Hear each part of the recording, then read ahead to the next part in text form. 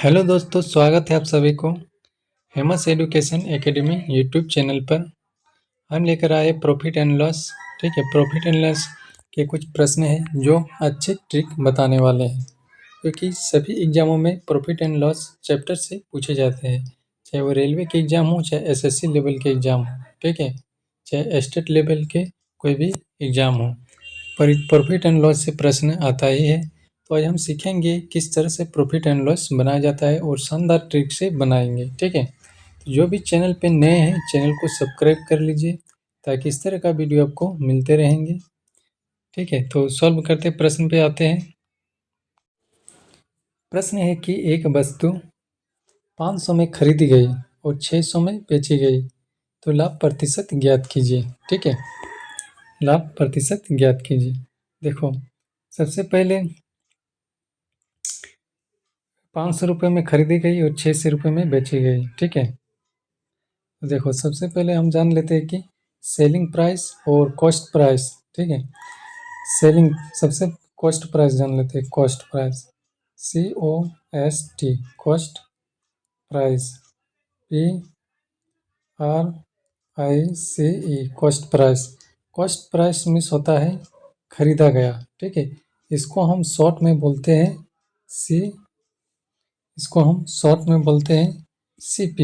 ठीक है, CP short में बोलते हैं CP, यानी कॉस्ट प्राइस, यानी खरीदा गया। उसके बाद आता है एक selling price. Selling price, selling price. ठीक है, सेलिंग प्राइस आएगा। इसको हम शॉर्ट में बोलते हैं SP, यानी सेलिंग प्राइस, यानी बेचा गया। ठीक है, इसको हम शॉर्ट में क्या बोलते हैं? SP। S से सेलिंग, P से प्राइस, यानी शॉर्ट में इसको सेलिंग प्राइस बोलते हैं, यानी बेचा गया। ठीक है, बेचना। उसके बाद आता है एक प्रॉफिट। प्रॉफिट, ठीक है, प्रॉफिट को हम शॉर्ट में लिखते हैं P। एक होता है लॉस। ठीक है, लॉस को हम शॉर्ट में लिखते हैं L। ठीक है, तो ये सब इस्तेमाल करने वाले इसी सब का। ठीक है, तो इस प्रश्न पे आते हैं। ठीक है, प्रश्न में कहा गया है कि एक वस्तु 500 में खरीदी गई और 600 में बेची गई, तो लाभ प्रतिशत ज्ञात कीजिए। यानी कोई भी एक वस्तु 500 में खरीदी गई। ठीक है, यानी CP जो है, यानी कॉस्ट प्राइस, यानी खरीदा कितना में? 500 में। ठीक है, 500 में खरीदा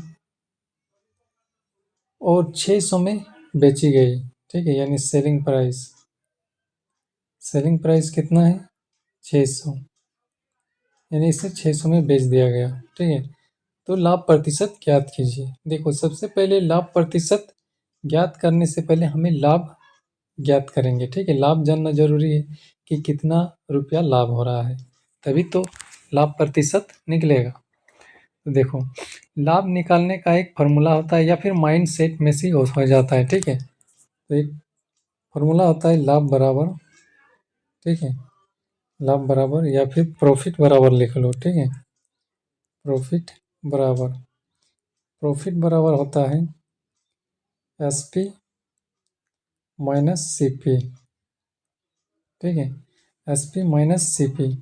प्रॉफिट बराबर क्या होता है? SP minus CP। ठीक है, प्रॉफिट को हम फुल में भी लिख सकते हैं। ठीक है, प्रॉफिट को फुल में भी लिखो, प्रॉफिट। ठीक है, प्रॉफिट बराबर SP यानी सेलिंग प्राइस माइनस CP यानी कॉस्ट प्राइस, यानी विक्रय मूल्य माइनस क्रय मूल्य। तो देखो यहाँ पर SP कितना है? 600 है। ठीक है, यहाँ 600 है तो 600 लिखो। CP की माइनस है तो माइनस लिखो। CP कितना है? 500 है तो 500 लिखो। बराबर 600 में 500 गया तो कितना? 100। 100 रुपया हमें लाभ हो रहा है। ठीक है, कोई भी वस्तु अगर 500 में खरीदी गई और 600 में बेची गई तो हमें 100 रुपया लाभ हो रहा है। तो प्रश्न में कहा गया है कि प्रतिशत निकालो, लाभ प्रतिशत, यानी जो लाभ जो 100 रुपया हो रहा है वो कितना प्रतिशत हो रहा है। ठीक है, 500 रुपये में खरीदे और 600 रुपये में बेच दिए, तो उसका लाभ प्रतिशत निकालो कितना प्रतिशत में। तो प्रतिशत लाभ निकालने के लिए, यानी परसेंटेज, ठीक है, परसेंटेज प्रॉफिट निकालेंगे, ठीक है, परसेंटेज प्रॉफिट।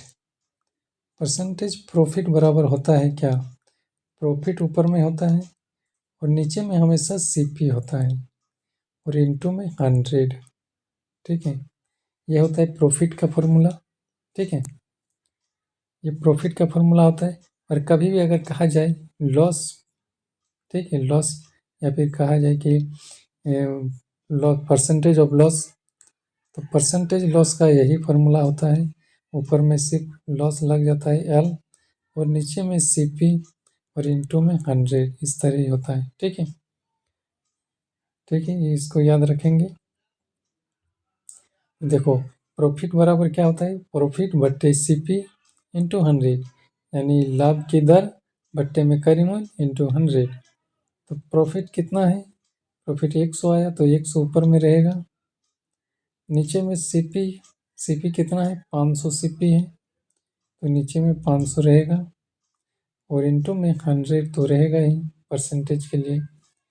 यहाँ से 2 जीरो कट गया, ठीक है, और यहाँ से 2 जीरो कट गया, ये 5 है, 5 से ऊपर से कट जाएगा, 5 20 से 100, ठीक है, तो बराबर 20%, 20% प्रॉफिट होगा, ठीक है, प्रॉफिट कितना होगा 20%, सही, इसका आंसर यही होगा, ठीक है, जो ऑप्शन बी में दिया गया है।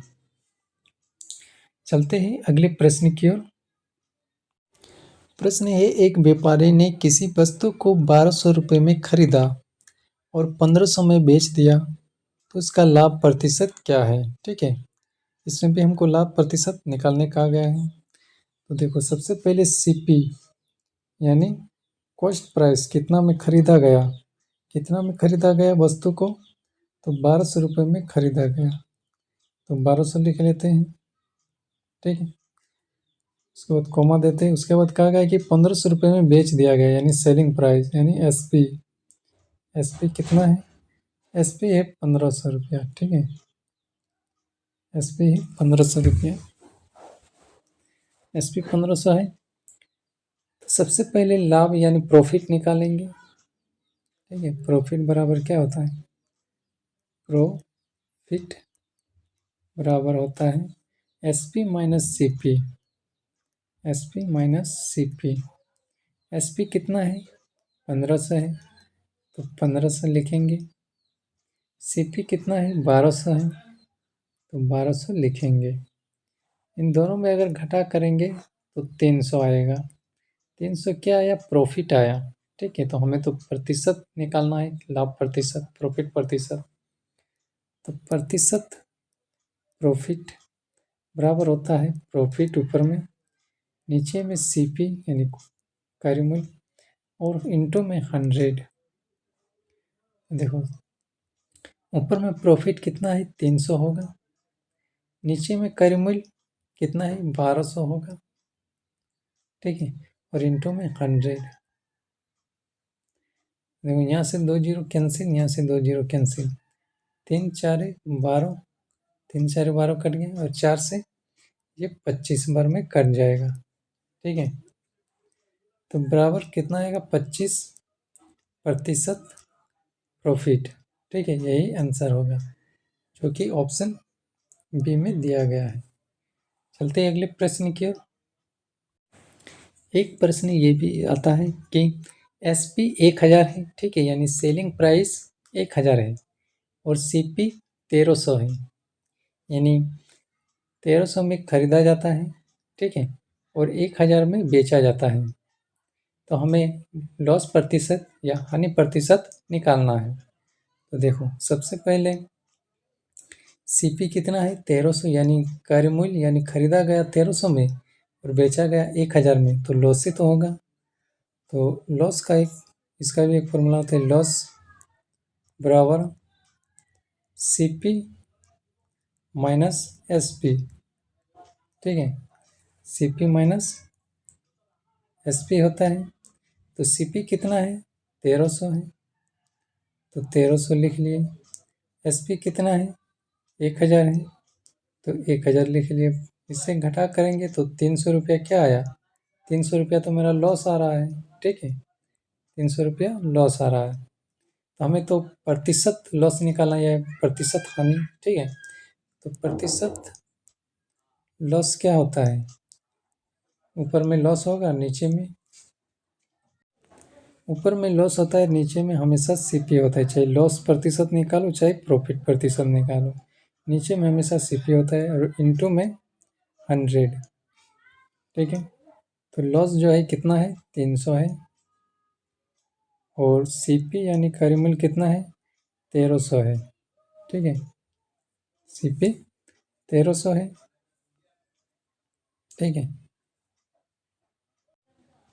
सीपी कितना है, 1300 है, तो 1300 लिख लेते हैं, और इनटू में 100 होगा ही, ठीक है।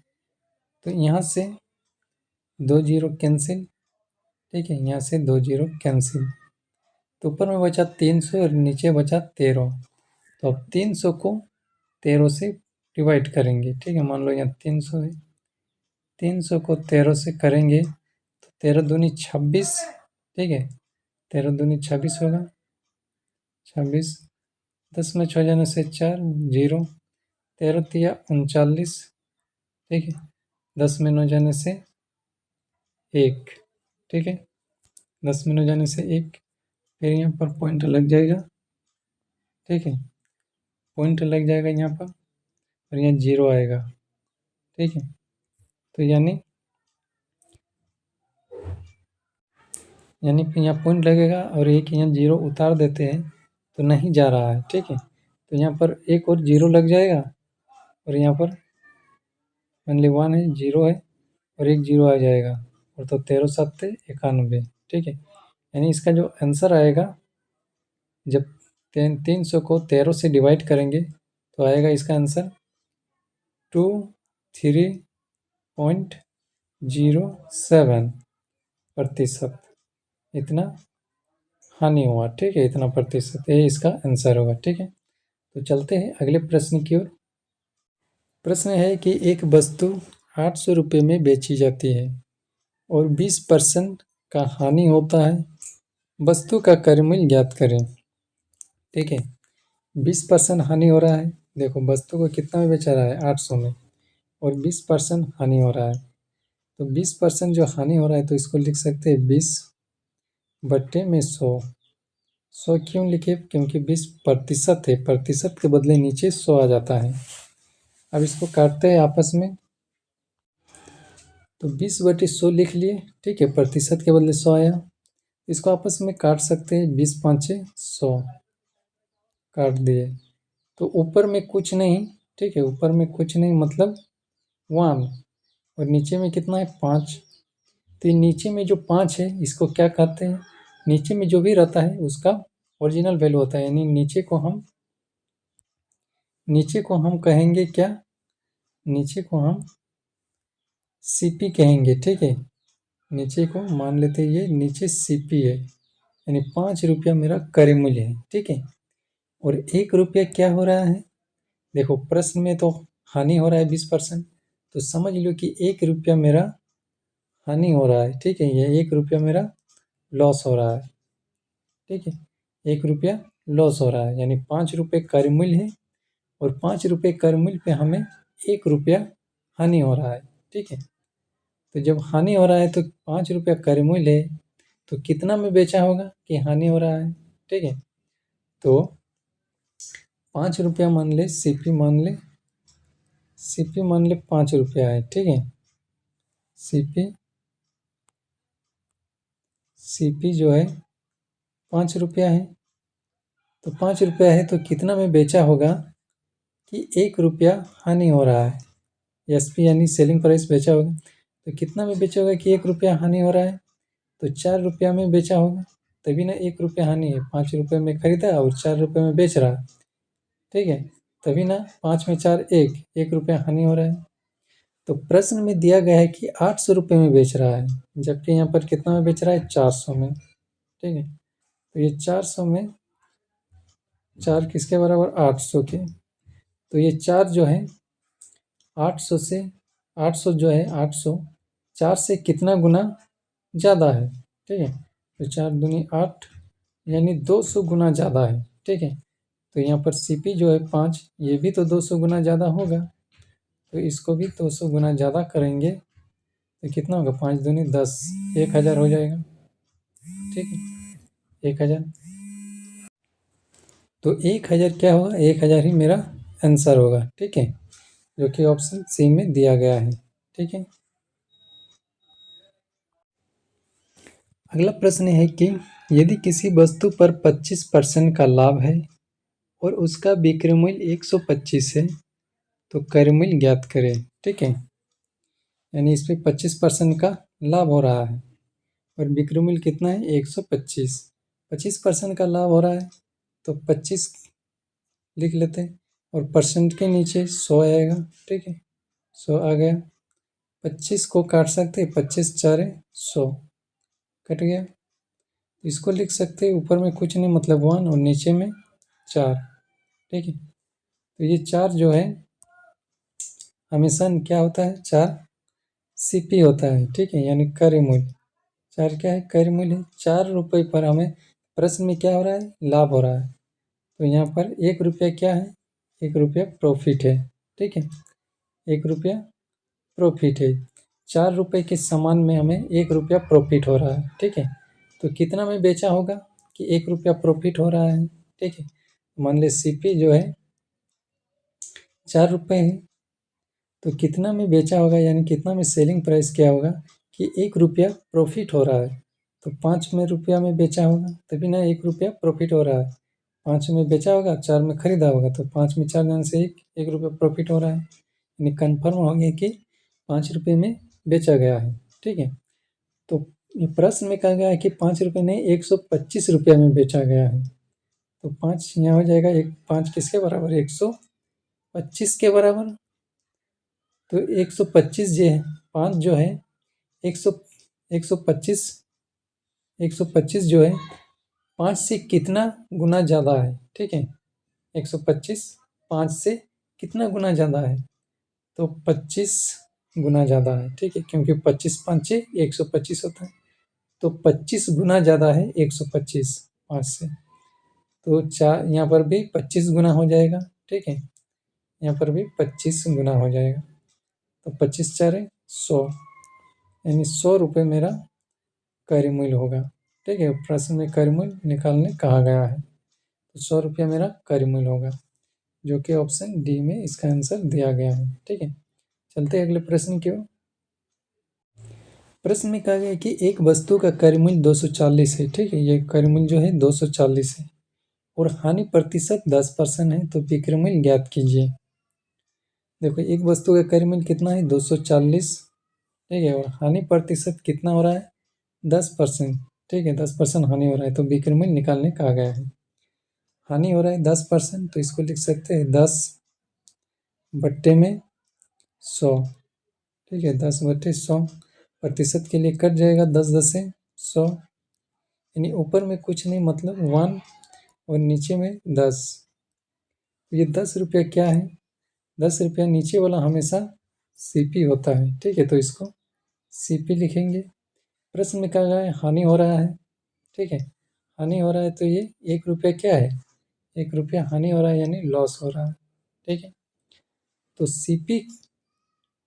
CP जो है 10 रुपये है, तो कितना में बेचा होगा कि 1 रुपया लॉस हो रहा है, ठीक है, कितना में बेचा होगा, मान लो 10 रुपया में खरीदा गया है, ठीक है, तो कितना में बेचा होगा कि 1 रुपया हानि हो रहा है, तो 9 रुपया में बेचा होगा, तभी ना 1 रुपया हानि हो रहा है, 10 में खरीदा और 9 में बेचा, कम में बेच दिया, तो 1 रुपया हानि हो रहा है, तो 9 में बेच रहा है, ठीक है, और 10 में खरीद रहा है, ठीक है।